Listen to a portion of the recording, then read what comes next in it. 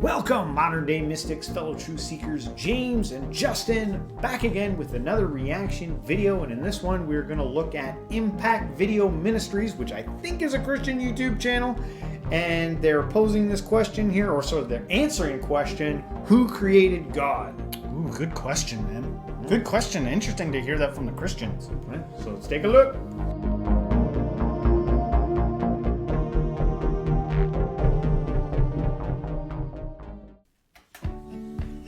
Hey everyone, in this video, we're going to be answering the question, who created God?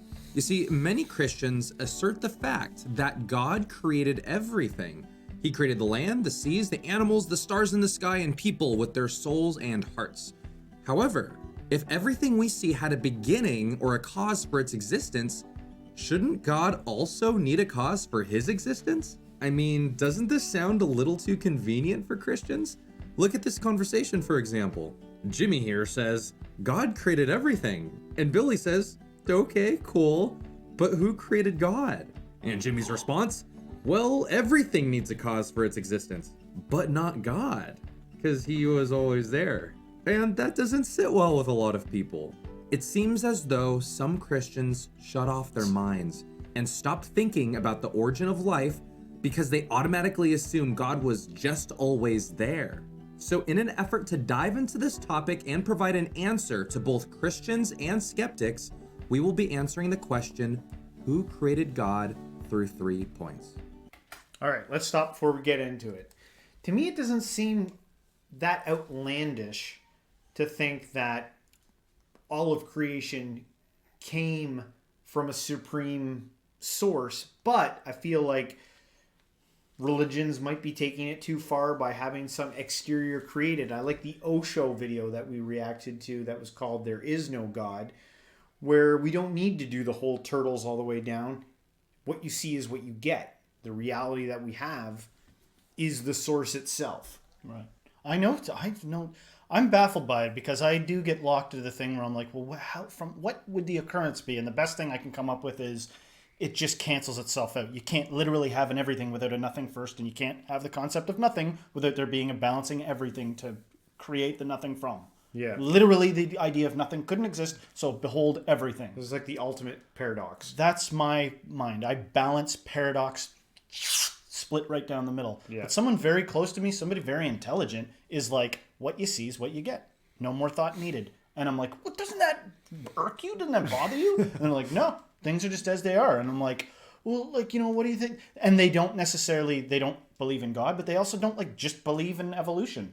Yeah. Hook, line, and sinker. I think that they would accept the science, but they don't sit there contemplating that kind of thing. Yeah. They're very what you see, what you get type person. Yeah. I admire it in a way. All right, well, let's hear these 3 points. Point number 1, in order for people to exist, something needs to be eternal. William Lane Craig in his book On Guard talks about Al-Ghazali's idea that you cannot go through an infinite number of events one at a time, and it implies that there needs to be a beginning. Now let me explain. Let's look at this pencil that the student is using. Now, it didn't just pop into existence. This pencil was bought by this student's mother before it was brought to school. But before that, this pencil was in a box being shipped to the store. And before that, the pencil was being manufactured in a factory. And before that, the materials to make pencils were being shipped in trucks. And before that, the materials were being gathered by the workers, and this goes on and on. The idea is that these events are like dominoes. And in the same way that one domino hits another domino and so on, these events cause the next event to happen until the pencil eventually gets to the student using it at school. Now, instead of pencils, let's look at the Christian God of the Bible. Now, someone may ask, well, who created God? And for the sake of building an argument, let's just say that the Christian God and Jesus were created by a greater God. So let's call this God, God 2. So God 2 created Christian God. Nice. Problem solved. But actually, another question arises. All right, so it seems here like what we're getting here is kind of like a logical mathematical explanation of why things should be the way should lead to why something should be eternal, or, but when we're talking about this stuff, I don't know if we can logically get to these conclusions. We're going to have to watch the rest of the video, see what he says for these parts, but I don't know if we can math our way into understanding the infinite. I'll raise you. There's no way that you can math or logic your way into understanding this. Can you explain how to manifest things from words? Like, let there be light. Is there a diagram and chart for that? Is there a textbook you can read on how to do that? So you already aren't going to understand it with your mind. It's tough, I appreciate the thinking it through. It's a little bit, I get a little bit impatient, I suppose. Yeah. When it gets to the part where they're talking about God too and everything, it's like, okay. But sometimes I forget other people haven't had the time or actually had an opportunity to think this stuff through so much. Yeah. So let me chill out a little bit. Let's get hot. Keep going. Who then created God 2? Well, actually, the answer's pretty easy. God 3 obviously created God 2. And this creates a bigger problem.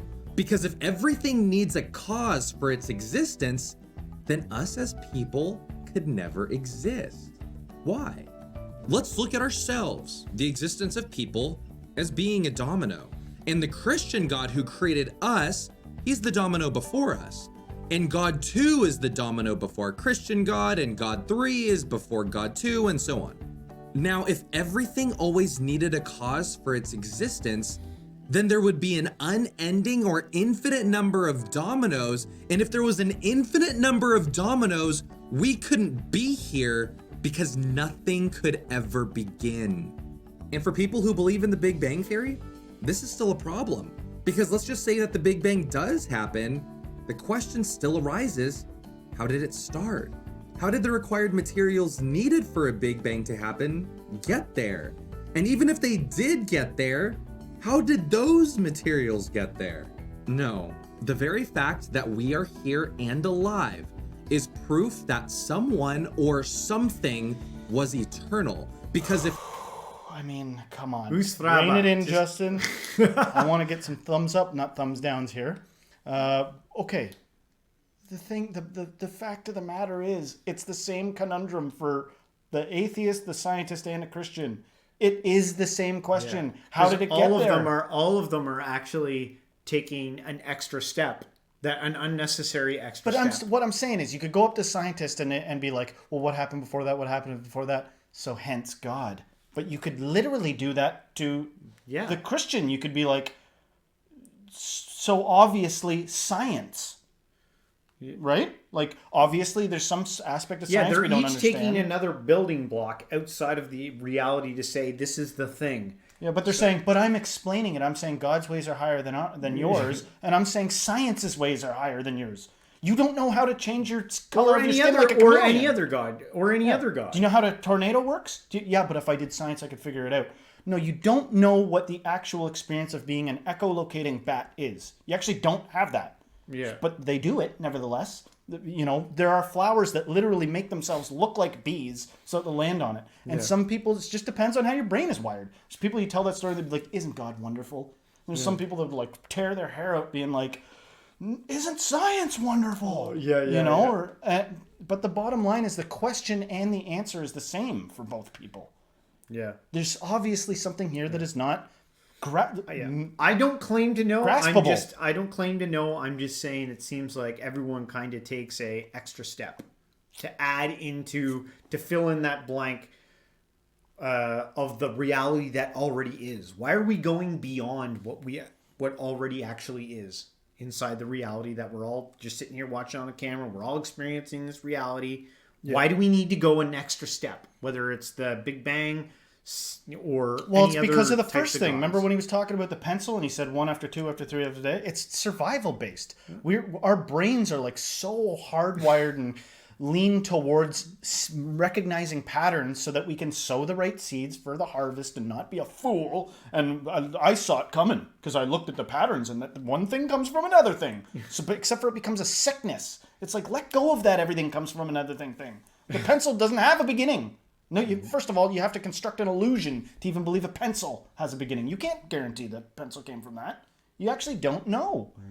You know what? And then you're getting into the realm of like some mystical stuff. when you start to think of reality as refreshing moment by moment and emerging spontaneously, and it's a fiction actually, all that past stuff. Yeah. Then you're getting into the Matrix. Yep. Anyway, Let's keep going. If everything needed a cause for its existence, then there would be an infinite number of events that would need to happen in order for us to get here. And if there was an infinite number of events before us, things could never begin. Therefore, in order for us to be here, there needed to be a starting force to push down the first domino. Point number 2. The universe can't be eternal. Science tells us that our universe is actually expanding and that our universe has a limited amount of energy. Now, if our universe is expanding and we were to reverse time, our universe would just be a little bit smaller than it is today. And if we rewinded time over and over again, we would eventually be at a place where the universe started at a single point. In addition to that, think of the energy that's being used in the universe as a fuel tank to a car. If right now our fuel tank is half empty, then there needed to be a time in which the tank was actually full. All of that to say, the fact that our universe is expanding right now and has a limited amount of energy that's being used in our solar system and galaxies, all of this points us to the fact that our universe had a beginning and therefore could not be eternal. Point number 3, the God of the Bible claims to be eternal. Psalm chapter 90, verse 2. Before the mountains were brought forth, or ever you had formed the earth and the world, even from everlasting to everlasting, you are God. Notice how it says from everlasting to everlasting.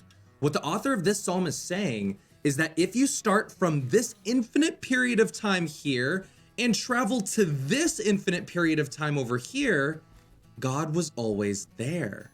He had no beginning and has no end. He always was, always is, and always will be. You see, for people who ask the question, who created God? They need to know that the God of the Bible is eternal in nature, which means that time doesn't apply to him because it's just eternal in nature. Oh, Okay, so like this all grew off of like the statement where it was like, and so see how this proves that the universe has not always been.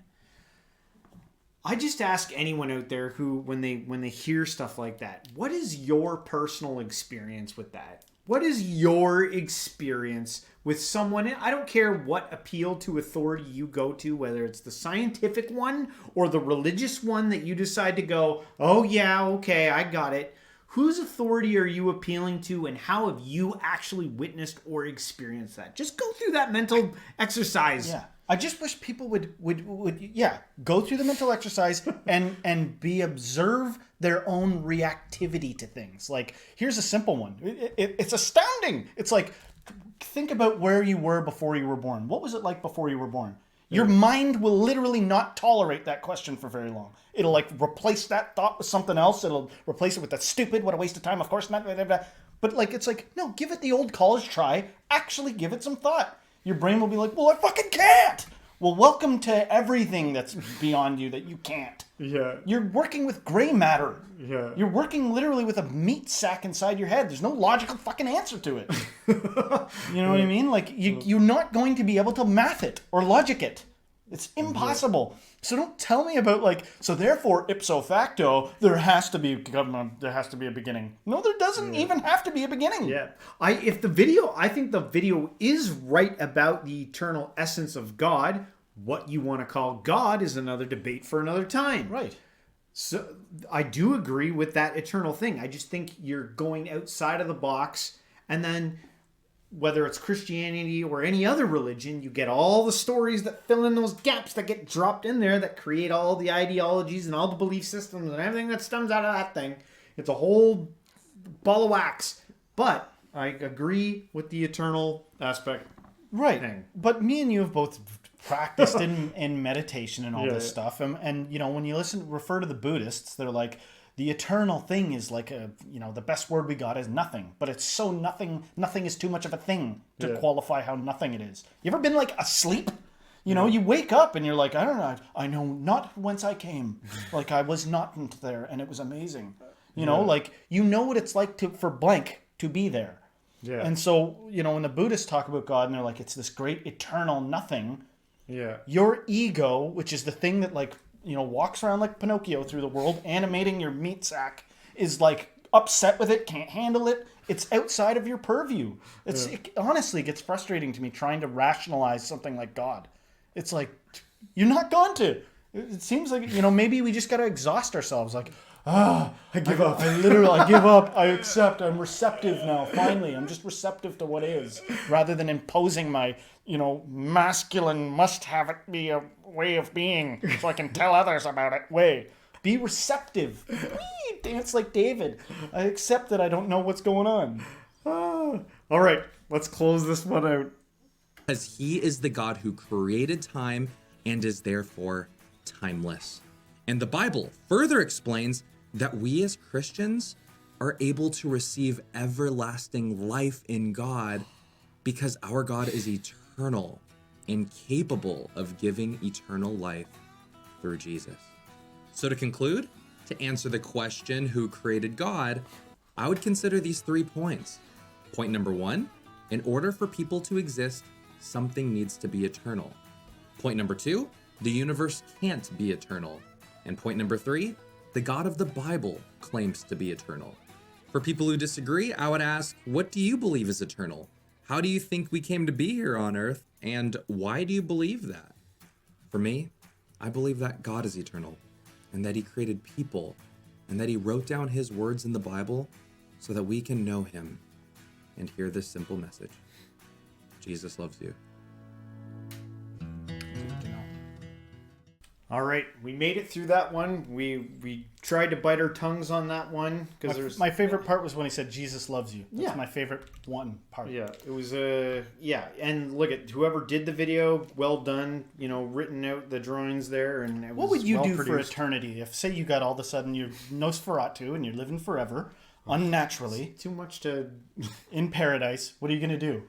What is the common answer? The common answer is like, well, you'd be praising God for eternity.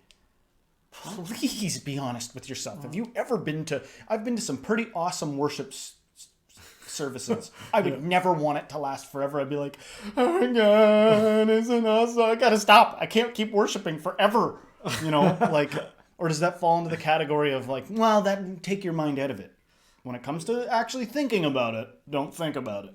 Yeah, I don't think that's what even Christians think heaven's like. But what is it? What are you going to do forever? Well, there's not a lot of talk about it, actually. A lot of people have just hypothesized about what they think heaven would actually be like. You walk on streets of gold forever.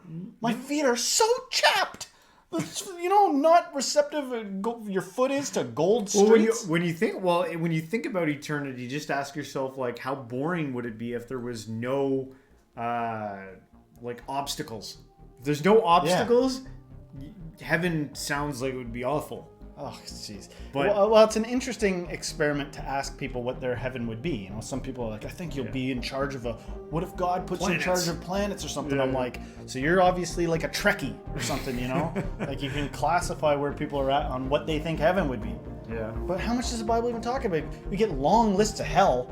The main thing is you don't want to go there. Well, wait a sec. What is heaven going to be like? It'll be gold everywhere. Yeah. Is there currency? What's going on? That's just the beautiful colors.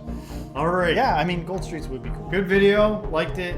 Leave your comments, guys. If you like this video, don't forget to hit the like, subscribe, share this with a friend, and everyone. Until next time, stay spiritual.